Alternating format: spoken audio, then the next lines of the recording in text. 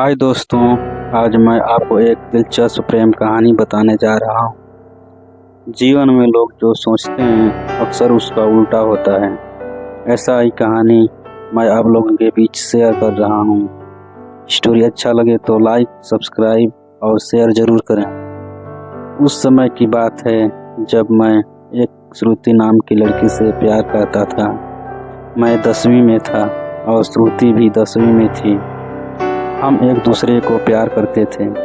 मैंने उस समय अपने दिल की बात उसे बताई और उसने मेरा प्यार मान लिया। दोनों स्कूल एक बस में जाते थे।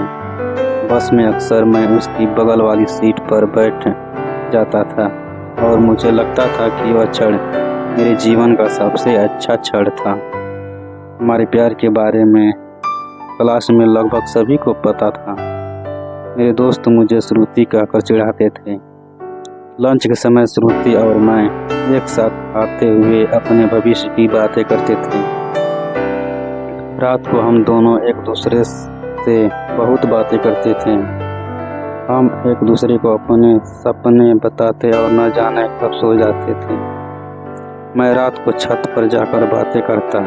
अगर मेरे घर में कोई रिश्तेदार आता है, ठंड में भी मैं छत पर जाकर श्रुति से बातें करता था। हम दोनों ने एक साथ कई सपने देखे। हमने शादी करना, बच्चे होना और उनके नाम की सोच रखे थे। हम दोनों का प्यार स्कूल तक बहुत अच्छा चल रहा था, लेकिन जब हम कॉलेज में गए सब कुछ बदलने लगा। कॉलेज में प्रवेश करने के बाद श्रुति पहले की तरह नहीं रही। अब वह मुझे अस्वीकार करने लगी। अब वह पहले की तरह व्यवहार नहीं करती और मुझे नहीं देखती। मैं सोचने लगा कि ये श्रुति मेरे साथ ऐसा क्यों कर रही है। देखो ना, श्रुति अब मुझसे पहले जैसी बातें नहीं करती, अब मुझे इग्नोर करने लगी है। मैंने एक दिन श्रुति के एक दोस्त से कहा।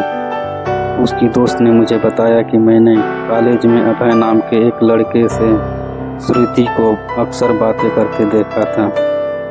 शायद श्रुति उसे पसंद करती है। उसकी दोस्त की बातें सुनकर मेरा दिल धड़कने लगा। मुझे लगता था कि श्रुति ऐसा कैसे कर सकती है, लेकिन दिल कह रहा था नहीं। मैं अपने आंसुओं को रोककर घर जाकर मैंने श्रुति का इंस्टाग्राम और फेसबुक खाता देखा। मैंने देखा कि श्रुति ने अभय को फॉलो किया है और उसके चित्र पर एक भावुक कमेंट और लाइक भी लिखा है। मैंने तुरंत श्रुति को फ़ोन किया, लेकिन वह नहीं आई। लेकिन मेरी आंखें नम होने लगी। अगले दिन मैं कॉलेज गया। मैंने श्रुति से पूछा, क्या आप अभय को पसंद करते हैं? श्रुति, आप बोल रहे हैं? मैं पूछ रहा हूँ कि आप अभय को पसंद करते हैं? श्रुति, मैं और अभय सिर्फ अच्छे दोस्त हैं। मेरे प्रश्नों का कोई जवाब नहीं मिला। मैं अपनी कार्रवाई को समझ नहीं पा रहा था। मैं छोटी छोटी बातों पर परेशान होने। श्रुति पहले की तरह बिल्कुल बदल चुकी थी। एक दिन मैंने अभय का हाथ पकड़कर कॉलेज ग्राउंड में बात करते हुए श्रुति को देखा। मैंने अपने फ़ोन से उन दोनों की तस्वीर खींच कर कॉलेज खत्म होने पर मैं श्रुति से कहा, श्रुति 2 मिनट मुझे तुमसे बात करनी है। श्रुति, हाँ बताओ, क्या कहना है? राजीव, क्या आप अभय को पसंद करते हैं? श्रुति, कल मैंने आपको बताया था कि अभय और मैं सिर्फ अच्छे दोस्त हैं। राजीव, इन चित्रों में एक दूसरे का हाथ पकड़कर बहस हो रही है। अगर आप अच्छे दोस्त हैं तो देखो। श्रुति, मैं उसे पसंद करती हूँ। आपको उससे क्या परेशानी है? मैं गुस्से से उसकी ओर देखा। श्रुति, हम दोनों स्कूल से हैं, एक दूसरे से प्यार करते हैं। तो ये अभय कहाँ से आया। स्कूल जीवन वह सिर्फ हमारा बचपन था।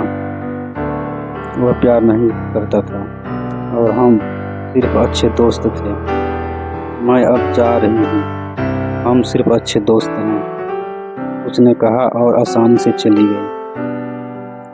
उसने मेरी भावनाओं और मेरे बारे में कुछ भी नहीं सोचा। उससे मैं बहुत प्यार करता था। उस रात मेरी आंखों में आंसू आ रहे थे और मेरी नज़रों के सामने पुराने यादें साफ दिखाई दे रही थी। मैं सिर्फ उसके पुराने चित्र को देखकर रोता रहा। मुझे कुछ भी खाने पीने की इच्छा नहीं थी। मेरी भूख सब मर चुकी थी। मैं बीमार हो गया और बहुत बीमार हो गया। मैं भी कई दिनों तक कॉलेज नहीं गया था।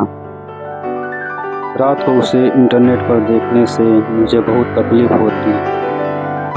वह मेरे मैसेजों का जवाब नहीं देती। मैं सिर्फ चाहता था कि वह मुझसे बात करें, लेकिन अब वह मुझसे भूल गई। मेरा पहला प्यार श्रुति थी। वह कहते हैं कि पहले प्यार को भूल नहीं सकते और मैं भी उसकी यादों को भूल नहीं पाया। आज भी मेरे स्कूल के रास्ते से गुजरते हुए पुरानी यादें फिर से ताज़ा होने लगती हैं। अब मैं कॉलेज में अपने दोस्तों से मुस्कुराते हुए मिलता हूँ, लेकिन वास्तव में आज भी मुझे दुख है। मैं नहीं जानता कि ये पीड़ा कब कम होगी। जीवन में हमारी कल्पना की तरह नहीं होता है। आप सच्चे हैं, लेकिन इसका अर्थ नहीं कि आपके सामने वाला भी सच्चे हैं। इंसान भी समय के साथ बदल जाते हैं।